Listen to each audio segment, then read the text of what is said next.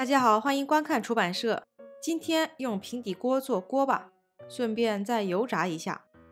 准备的东西比较简单，一碗米饭，一点水，开中小火。平底锅上什么都不用放，直接铺上米饭。特别是凉热的米饭，容易粘在一起，不好铺。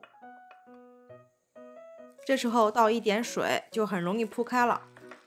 或者直接将水倒进米饭，将米饭泡开再做。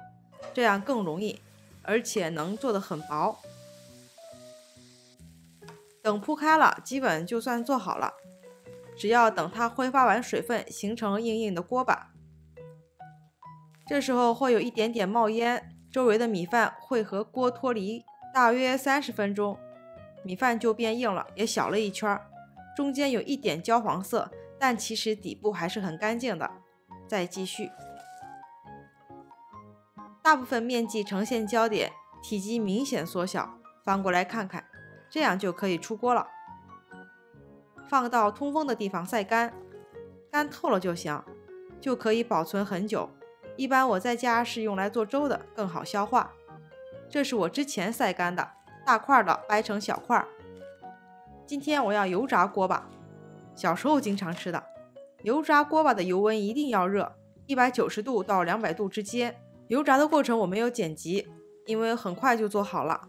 我小学的时候，学校食堂做饭还是用铁锅，做完饭下面会有一层厚厚的锅巴，食堂就会炸锅巴，一个纸杯5毛钱卖给学生，还挺怀念的。表面的米粒呈现白色，有明显的膨胀感，就可以捞出，像这样。因为油温很高，捞出来之后还是有滋滋声，不要用手碰，以免烫伤。最后上面撒上白糖。每次油炸都会问关于空气炸锅的问题。这是用油炸的，膨胀感比较明显，吃起来不是很硬。这个是空气炸锅190度炸7分钟的，虽然吃起来也是很脆，但是还是不如油炸的好吃，比较硬。健康方面肯定是空气炸锅强。